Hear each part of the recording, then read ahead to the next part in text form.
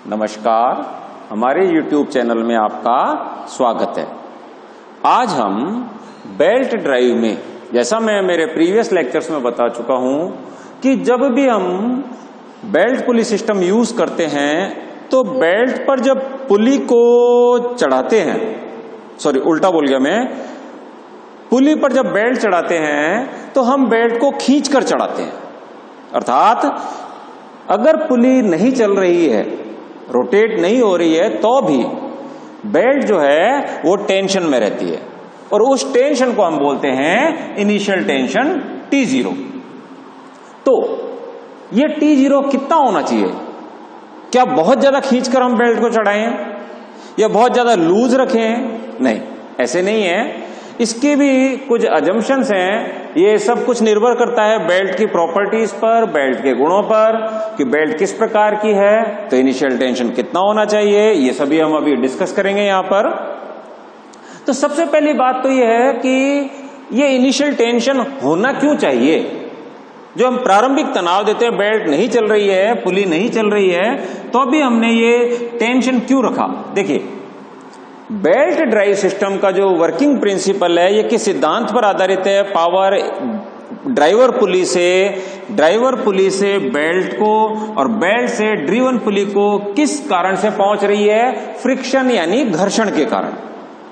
और यदि घर्षण, आपको सबको मालूम है, मैकेनिक्स में हम पढ़ चुके हैं, घर्षण किस बात पर निर्भर करता है? घर्षण इस बात पर निर्भर करता है कि दो सतह जिनके मध्य घर्षण है, तो इनके दोनों सतहों का प्रॉपर्टीज कैसी है, यानी ये रफ है या स्मूथ है, चिकनी है या खुरदुरी है। तो इस गुण को तो हम दर्शाते हैं घर्षण गुणांक के द्वारा, म्यू के द्वारा। मान लेते हैं कि ये रफ है, ये जो इसकी म्यू होना चाहिए यानी घर्षण गुणांक होना चाहिए वो एक निश्चित जो भी है, लेकिन फिर भी यदि हम इसका घर्षण बढ़ाना चाहते हैं इन दोनों के मध्य, तो देखिए बिल्कुल प्रैक्टिकल चीज है। जैसे आप दोनों हाथ रखिए और यूं हल्के से बिना एक दूसरे को दबाइए चलिए तो घर्षण कम होगा, लेकिन तेज दबा के चलेंगे तो घर्षण ज्यादा होगा। मतलब दबाया, मतलब प्रेशर डाला, ठीक है। तो जितना ज्यादा ये कांटेक्ट फोर्स होता है एक दूसरे पृष्ठ पर, एक दूसरे के लंबवत जो बल लगाते हैं, इस पर भी निर्भर करता है घर्षण बल, जो कि मैं आपको बता चुका हूं पहले कि F घर्षण बल F इक्वल टू होता है म्यू R, और ये जो R है यही ये लंबवत बल है। और वही चीज यहां पर आती है, जब बेल्ट में इनिशियल टेंशन होगा तो बेल्ट इस पुली, थोड़ा बेल्ट को मैं मोटा बनाता हूं, तो बेल्ट की जो आंतरिक सतह और पुली की जो सतह है वो आपस में दबेंगी। क्यों? क्योंकि इनिशियल टेंशन है। अगर ये नहीं होगा तो घर्षण कम होगा, क्योंकि R का मान कम हो जाएगा यहां पर, ऐसे ही यहां पर होगा, R का मान कम हो जाएगा।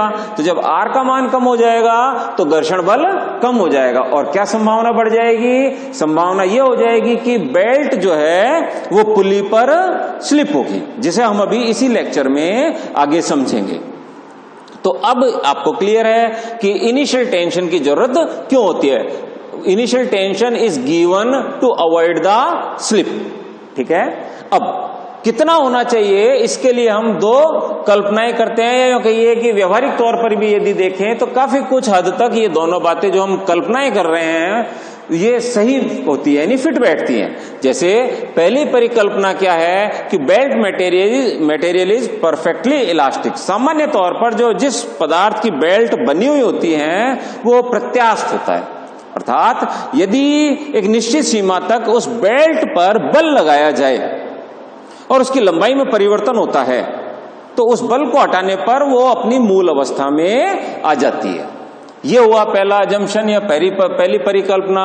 दूसरी परिकल्पना क्या है? दूसरी परिकल्पना ये है कि बेल्ट की कुल लंबाई, मान लेते हैं कुल लंबाई बेल्ट की 150 सेंटीमीटर है, तो कुल लंबाई हमेशा इसकी अपरिवर्तित रहती है। अब आप कहेंगे सर परिवर्तन कैसे हो रहा है, वो हम अभी यहां पर देखेंगे, ठीक है। तो ये दो जो परिकल्पनाएं हैं या एजम्पशंस है बहुत इंपॉर्टेंट हैं कि जो बेल्ट का मटेरियल है वो परफेक्ट इलास्टिक है, पूर्णतः प्रत्यास्थ है, तथा पूरे बेल्ट ड्राइव सिस्टम में जब ये ऑपरेशन में होता है तब भी बेल्ट की कुल लंबाई, ऐसा नहीं कि केवल ये या केवल ये, कुल लंबाई हमेशा कांस्टेंट रहती है, ठीक है।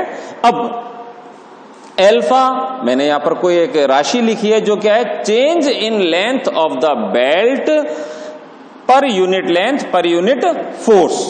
अर्थात इसका मतलब क्या है, पहले एल्फा को ध्यान से समझ लीजिए, तब आपको ये डेरिवेशन ये बहुत सिंपल सी कैलकुलेशन है, बहुत अच्छे से समझ में आएगा।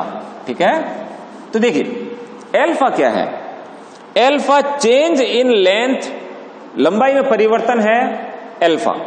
मान लेता हूं मैं कुछ लिखता हूं, एल्फा इज इक्वल टू, जानकर मैं समझाने के लिए ऐसे लिख रहा हूं, 2 सेंटीमीटर पर मीटर पर न्यूटन। लंबाई में परिवर्तन इकाई लंबाई के लिए और जब इकाई बल लगे। अर्थात मतलब क्या है, मतलब यह है कि एकांक लंबाई यानी 1 मीटर की एक बेल्ट है, ये मान लेते हैं 1 मीटर की बेल्ट है, ठीक है, और उस पर 1 न्यूटन का बल लगाया, अर्थात दोनों तरफ से 1 न्यूटन बल से खींचा। ठीक है, ये एक बेल्ट लेंथ है AB, इसकी लंबाई 1 मीटर और बल कितना लगाया मैंने, दोनों तरफ 1 न्यूटन बल लगाया, तो इसकी लंबाई में परिवर्तन कितना होगा, 2 सेंटीमीटर। यह है एल्फा का मतलब। अर्थात मैं बाजार से जो बेल्ट खरीद कर लाया उसके लिए एल्फा का मान है 2 सेंटीमीटर प्रति मीटर प्रति न्यूटन। एकांक बल, एकांक लंबाई के में एकांक बल के कारण, यानी केवल इकाई बल लगाया तो इकाई लंबाई में, बेल्ट की इकाई लंबाई में कितना परिवर्तन होता है वो कहलाता है एल्फा। मान लेते हैं मैं बाजार से जो बेल्ट लाया उसके लिए एल्फा का मान ये है। इतना समझ में आया?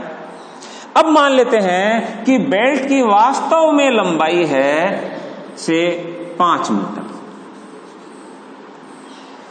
और उस पर मैंने जो बल लगाया वो बल है, मान लेते हैं 10 न्यूटन। इतना समझ में आया?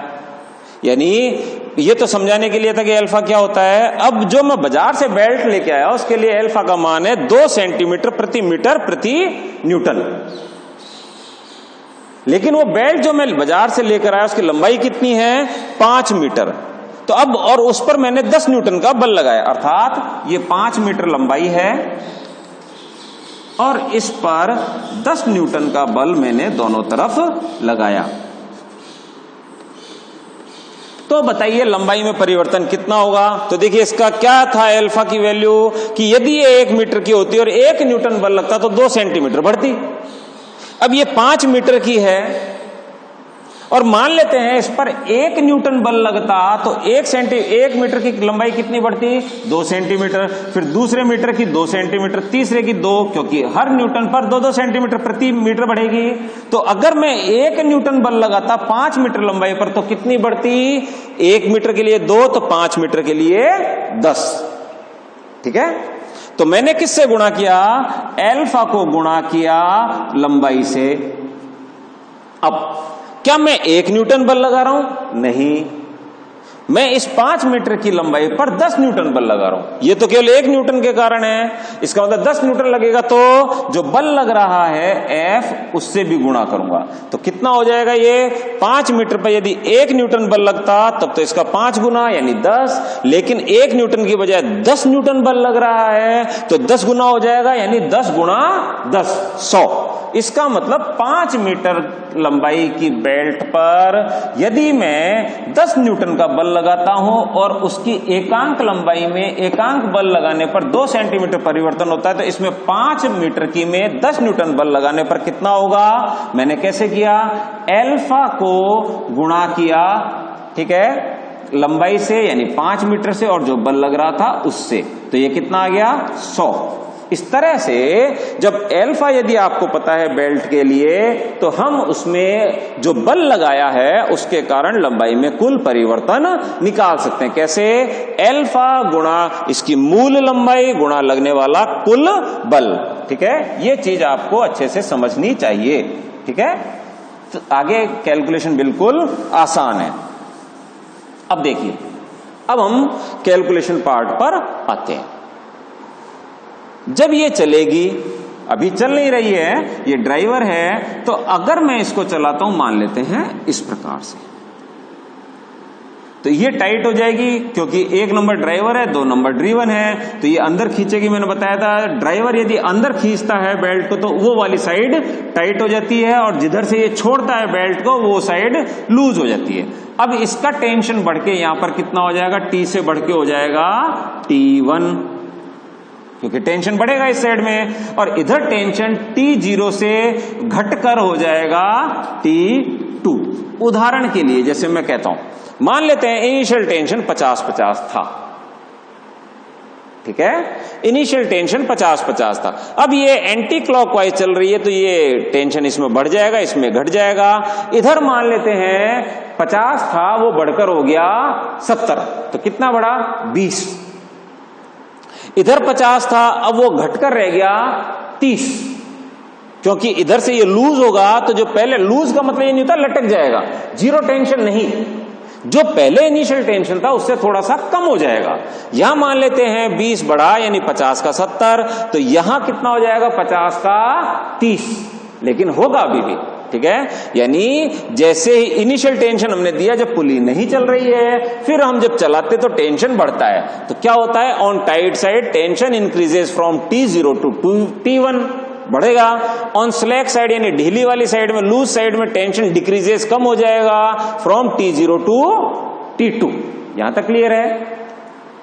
किसी खिंची हुई चीज पर जो लंबाई परिवर्तित है उसमें यदि मैं बल थोड़ा सा कम करूं तो उसकी लंबाई कम हो जाएगी, और किसी खिंची हुई चीज में मैं बल और लगाऊं तो उसकी लंबाई थोड़ी सी और बढ़ जाएगी। तो बेल्ट की लंबाई किस साइड में बढ़ेगी, टाइट साइड में, क्योंकि टेंशन कम से ज्यादा हो गया, और स्लैक साइड में टेंशन जो भी था उससे कम हो गया, तो इस साइड में लंबाई कम हो जाएगी। तो अब लंबाई कितनी कम होगी, तो अब देखिए, belt is perfect elastic. Elastic का मतलब बल लगेगा तो खींचेगी, बल हटेगा तो वापस अपनी मूल अवस्था में आएगी। तो यहां पर बल हमने एक्स्ट्रा लगाया तो लंबाई बढ़ेगी, इसलिए increase in length on tight side delta L से, यानी लंबाई में परिवर्तन लिखा है मैंने। तो ये कितना होगा, जैसे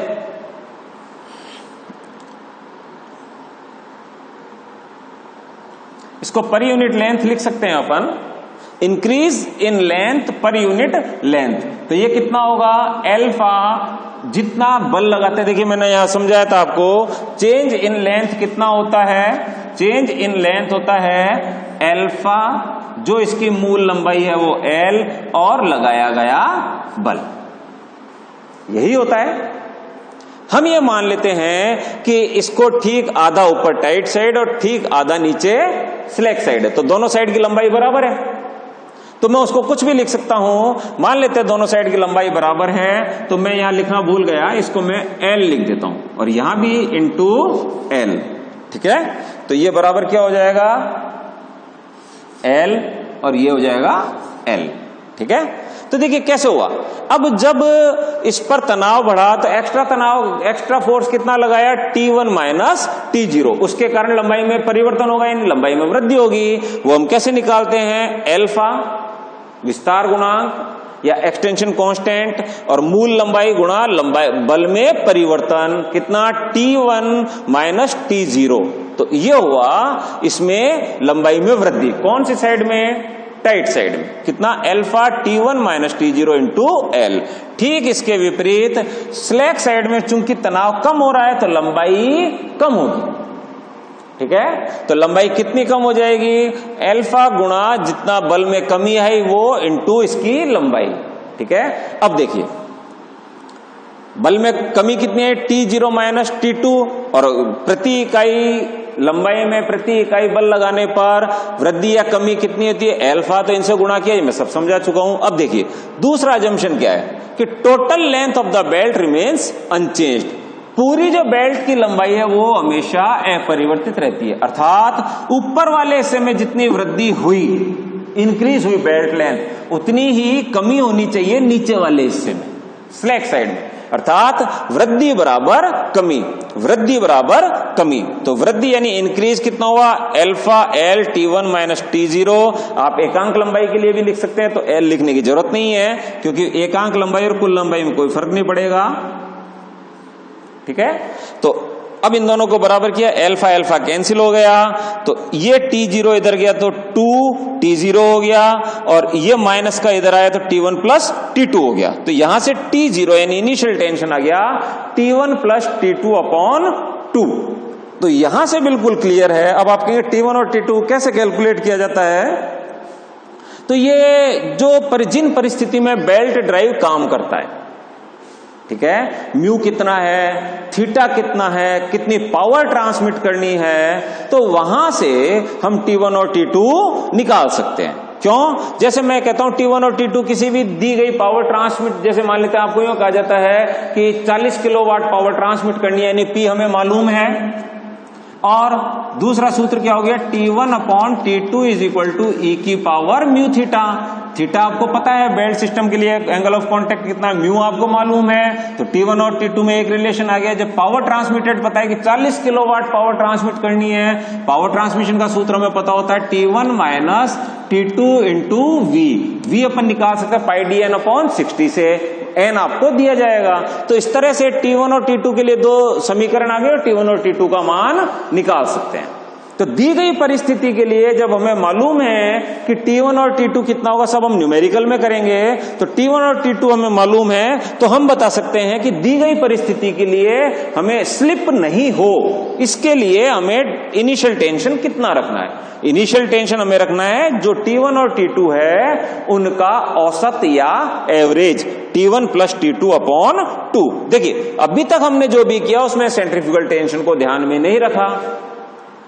अभी मैंने प्रीवियस लेक्चर में बताया था कि जब सेंट्रीफ्यूगल टेंशन को हम ध्यान में रखते हैं तो मैक्सिमम टेंशन हो जाता है T1 प्लस TC, और मिनिमम टेंशन हो जाता है टोटल, और मिनिमम हो जाता है टोटल T2 प्लस TC। अब हर जगह पर हम T1 की जगह तो यहां तो रखेंगे T1 प्लस TC, यहां रखेंगे T2 प्लस TC, तो अंत में जाके आ जाएगा T1 plus T2 plus 2TC upon 2।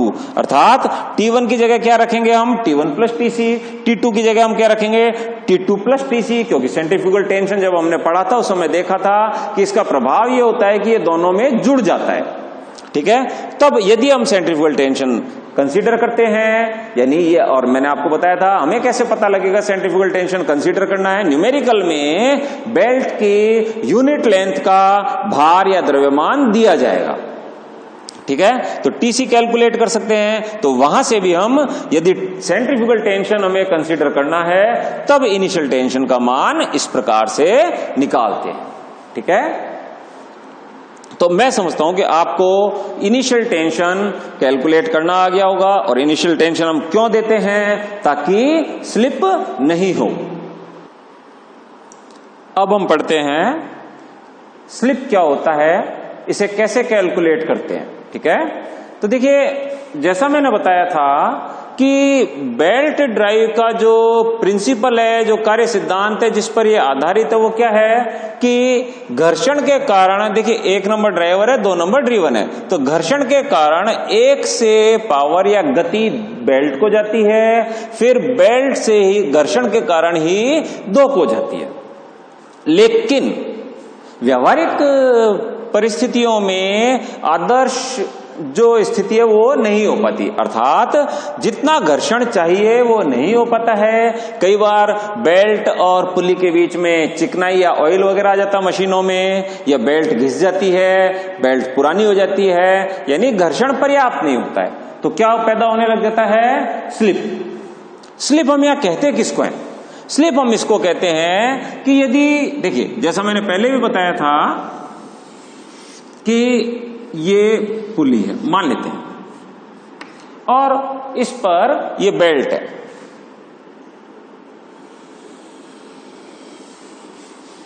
ये बेल्ट है, ठीक है। मान लेते हैं कि बेल्ट पर हमने एक निशान ये लगाया, ठीक इसके सामने पुली पर एक निशान ये लगाया।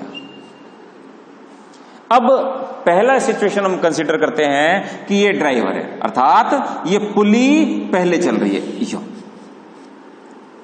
और अगर दोनों में किसी भी प्रकार की स्लिप नहीं है, फिसलन नहीं है, तो ये दोनों निशान हमेशा ऐसे साथ साथ ही चलेंगे, बिल्कुल परफेक्ट इस तरह से साथ साथ चलेंगे और चलते जाएंगे और जहां से ये अलग होना है तो ये आगे जाएगा, इधर जाएगा और ये आगे जाएगा।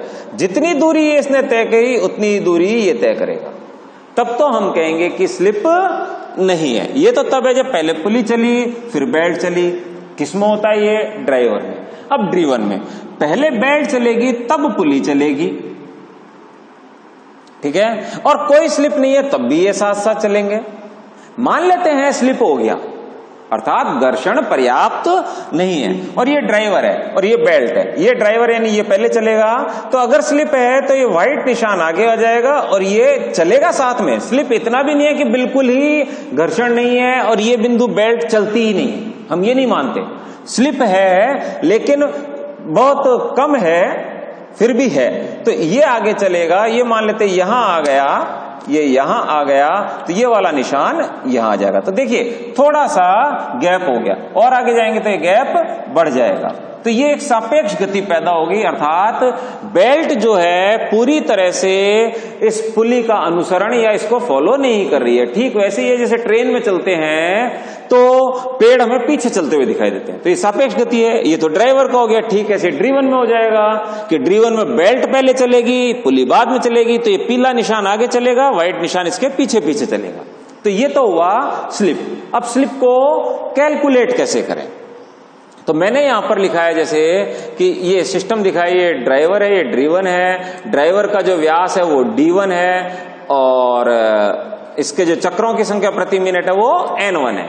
तो देखिए सबसे पहले सिस्टम में कौन चलता है? सबसे पहले सिस्टम में ड्राइवर चलता है, और ड्राइवर की यानी इस पुली की जो सरल रेखीय गति है v, वो मैंने v1 मान ली, वेलोसिटी ऑफ ड्राइवर पुली। इसको कैलकुलेट कैसे करते हैं कई बार बता चुका हूं, पाई d1 n1 अपॉन 60। n1 क्या है? इसके RPM, ठीक है। तो ये v1 आ गया। मान लेते हैं कि v1 जो है वो 100 है, 200 मान लो, 200 मीटर प्रति सेकंड है। एक बार मैं स्लिप समझा रहा हूं फिर कैलकुलेट करेंगे। तो ये 200 मीटर प्रति सेकंड की गति से चल रही है, इसकी सरल रेखीय गति है। और अगर स्लिप नहीं है तो बेल्ट की गति भी क्या होगी? 200 मीटर पर सेकंड होगी। और यहां भी स्लिप नहीं है तो इसकी भी गति क्या होगी? 200 मीटर पर सेकंड होगी, जब स्लिप बिल्कुल नहीं है। अब मान लेते हैं कि इस एक पर 1% स्लिप है। कितना परसेंट स्लिप है? 1%। तो पहले कौन चला? पुली चली। किस गति से चली? 200 मीटर प्रति सेकंड से। अब 1% स्लिप का क्या मतलब है? 1% स्लिप का मतलब है कि जो भी इसका वेग है जो पहले चल रहा है, यानी ड्राइवर का जो वेग है उसका 1% हमें लॉस हो गया। तो कितना बचा? 99%। 200 का 1% कितना होता है? 2। इसका मतलब अब बेल्ट किस गति से चलेगी? चूंकि 1% का लॉस हो चुका है तो बेल्ट चलेगी 198 से, क्योंकि 1% का मतलब 2, तो बचा कितना? 2 घटा दिया तो 198 मीटर प्रति सेकंड से ये बेल्ट चलेगी। अब मान लेते हैं कि यहां पर भी 1, 2, 3 कितना भी हो सकता है, मान लेते हैं 2% लॉस है, 2% स्लिप। अलग अलग भी हो सकता है क्योंकि अलग अलग कंडीशन हो सकती है। यहां पर ऑयल गिरा हुआ हो सकता है, यहां पर ऑयल नहीं गिरा हुआ हो सकता है। तो यहां पर 2% स्लिप है। इसका मतलब क्या है? अब इसको कौन चलाएगा? बेल्ट। बेल्ट की गति कितनी? 198। उसका 2% लॉस हो गया। तो देखिए इसका 1% कितना होगा? 100 से डिवाइड कर देते हैं, 1.98। तो इसका 2% यानी दुगना हो गया। तो दुगना कितना हो जाएगा इसका? 8 दूनी 16, 9 दूनी 18 और 1 19, 2 और 1 3, 3.96 मीटर प्रति सेकंड का हमें लॉस हो गया। इसका मतलब अब ये लॉस हो गया तो अब ये कितनी गति से चलेगी? बेल्ट में से जो लॉस हुआ उसको घटाया जाएगा। 198 में से 3.96 हम घटाएंगे तो कितना बचेगा?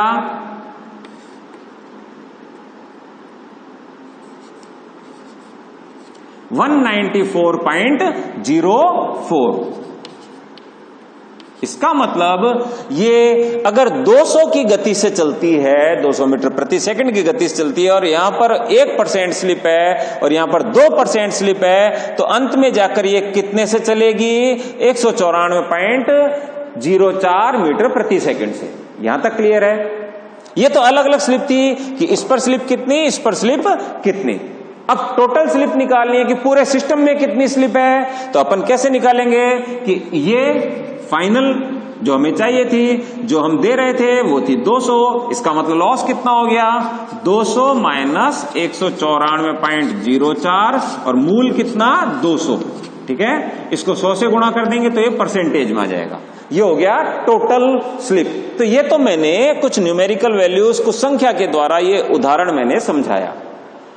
अब यदि हम इसका सूत्र स्थापित करना चाहें तो बहुत आसान हो गया। अब मैं ये कहता हूं, यहां मैंने 1% बोला, अब मैं 1% नहीं बोलता हूं, मैं कहूंगा ड्राइवर पर जो स्लिप है वो S1% है। S1% स्लिप ऑन ड्राइवर पुली। इसका मतलब S1 का मान कितना है? 1%। S2 क्या है? परसेंटेज स्लिप ऑन ड्रिवन पुली। यहां मैंने कितना माना? 2। इसका मतलब S2 कितना है? 2। और टोटल स्लिप कितना है जो मैंने यहां पर कैलकुलेट किया? तो देखिए, कभी भी ऐसा मत कर देना कि ये 1 है और ये 2 है, इस पर 1% है, इस पर 2% है, तो टोटल स्लिप 3%। नहीं, 3 से थोड़ा सा कम परसेंट आता है जो हम कैलकुलेट करेंगे। ये सूत्र भी बताऊंगा। ठीक है, दोनों पर बराबर स्लिप भी हो सकता है, दोनों पर अलग अलग स्लिप भी हो सकता है। यहां तक क्लियर है? मैंने S को टोटल परसेंटेज स्लिप बोला है। ठीक है, अब हम इसे सूत्र स्थापित करते हैं। जैसा मैंने वहां बोला कि V1 कितना उदाहरण में लिया? 200, तो मैंने यहां केवल V1 बोला। ठीक है, अब ये 200 है यानी V1 है और यहां पर स्लिप है S1, तो बेल्ट की गति कितनी होगी? तो लॉस घटाना पड़ेगा। लॉस हम कैसे निकालते हैं? जैसे मैंने बोला था कि 200 का 1%। कैसे निकाला मैंने? 200 का 1% मतलब 1/100। तो 1 क्या है? S1। तो कितना हो गया? जो भी गति थी तो V S1/100। ये तो क्या हुआ? Loss V1। ये तो क्या हुआ? लॉस V1 S1/100 तो लॉस हुआ। तो बचा कितना? बचा ये कि मूल कितना था, इसकी गति कितनी थी? V1। इसमें से लॉस को घटाया तो कितना आया? S1/100 into V1। अब मैंने V1 कॉमन ले लिया, तो V1 कॉमन ले लिया तो क्या बचा? 1 माइनस S1/100। सीधी सी बात यह है कि किसी भी राशि में से उसका परसेंटेज लॉस हटाकर बचा कितना, तो उसको हम ऐसे लिखते हैं 1 माइनस लॉस इंटू राशि। तो ये किसकी गति आ गई? अब यदि V1 से बेल्ट चल रही थी और इस पर स्लिप S1 था, तो बेल्ट की गति कितनी होगी? ये होगी, क्योंकि ये तो हुआ लॉस, इसको V1 में से घटा दिया तो बेल्ट की गति आ गई। अब बेल्ट की गति यहां पर कितनी पहुंचेगी? जो इसका लॉस है उसको घटाकर। तो ये बेल्ट की गति मैंने मानी, तो इसमें लॉस कितना है? S2, क्योंकि दूसरे पर कितना स्लिप है? S2। तो लॉस हो गया ये वाला। तो लॉस के बाद में बचा कितना? ये वाला। ये तो हो गया लॉस, 1 में से घटाया तो ये शेष बच गया। और मूल कितना था बेल्ट का? ये था, यहां से ये आ गया। तो ये गति अब किसकी हो गई? Pulley number 2। And velocity of driven pulley is this. बिल्कुल वही कैलकुलेशन है सब कुछ। ठीक है, अब ये जैसे मैंने यहां पर कैलकुलेट किया 194.04, तो वो इसको मैं कैलकुलेट करूंगा तो ये वही आएगा।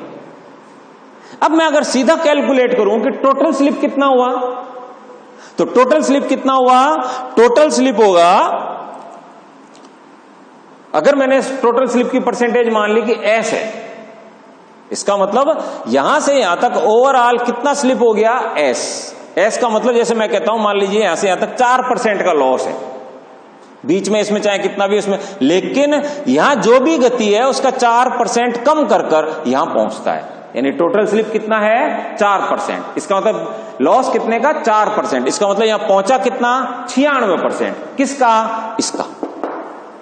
ठीक है, तो यदि मैं टोटल परसेंटेज स्लिप S मान लूं तो यहां गति कितनी है इसकी? मैंने V1 मानी है, और उसमें से लॉस कितना होगा? S/100, और जो बचेगा वो कितना होगा 1 माइनस एस अपॉन 100 और मूल क्या था v1। तो यदि मैं टोटल स्लिप s मानता हूं तो वहां कितनी गति पहुंचेगी, पुली नंबर 2 कितनी गति से चलेगी, पुली नंबर 2 इस गति से चलेगी। ठीक है, तो ये ओवरऑल परसेंटेज स्लिप है, ये मैंने अलग अलग से कैलकुलेट किया था तब है, तो इन दोनों के कारण ओवरऑल मान लेते हैं s होती है। तो फाइनल गति तो दोनों से ही, चाहे इससे लो चाहे इससे लो, बराबर आएगी किसकी, 2 नंबर पुली की, इसलिए हम इन दोनों को बराबर कर देते हैं। ठीक है, ये 2 है, गलत लिख दिया मैंने, बेल्ट नहीं, पुली नंबर 2। इन दोनों को बराबर किया, यानी ये बराबर ये आ गया, ये आ गया। जब मैं इसको सोल्व करता हूं, देखिए v1 से v1 कैंसिल हो गया, हम ब्रैकेट खोलेंगे, 100 हटा देते हैं, सब जगह से 100 हटा देंगे, अंत में जाके s बराबर आएगा s1 plus s2 minus 0.01 s1 s2। जैसा मैंने अभी एग्जांपल दिया था 1 और 2% वाला, तब मैंने आपसे कहा था कि कभी भी ये मत कर देना ऑब्जेक्टिव टाइप सवाल में कि मान लेते हैं सवाल में दिया गया कि ड्राइवर पुली पर स्लिप है 1%, ड्रिवन पुली पर स्लिप है 2%, तो बताइए टोटल स्लिप कितना। तो आप इन दोनों को जोड़कर मत लिख देना, टोटल स्लिप इन दोनों के जोड़ से थोड़ा सा कम होता है। कितना कम होता है, 0.01 s1 s2, सब परसेंटेज में है। मतलब क्या है, एक S1 कितना है 1, तो यहाँ 1 ही आएगा परसेंटेज में, S2 कितना है 2, तो परसेंटेज में आएगा, यानी 1 प्लस 2 माइनस 0.01, 1 इंटू 2। ठीक है, तो ये टोटल परसेंटेज स्लिप कितना हो जाएगा अपने उदाहरण में, 1 प्लस 2 माइनस 0.01 इंटू 1 इंटू 2, तो ये कितना हो गया 0.02 हो गया। तो ये कितना हो गया, 2 और 1 3 माइनस 0.02, तो ये कितना आ जाएगा 2.98%। अर्थात ओवरऑल हमें कितना लॉस होगा गति का, वो होगा 2.98%। तो इस तरह से हमने देखा कि यदि किसी कारण से घर्षण पर्याप्त नहीं है तो स्लिप होता है, इसमें अलग होता है, इसमें अलग होता है, तो टोटल परसेंटेज स्लिप कितना होता है। हमारे नेक्स्ट लेक्चर में हम पढ़ेंगे कि क्रीप क्या होता है। ठीक है, थैंक यू।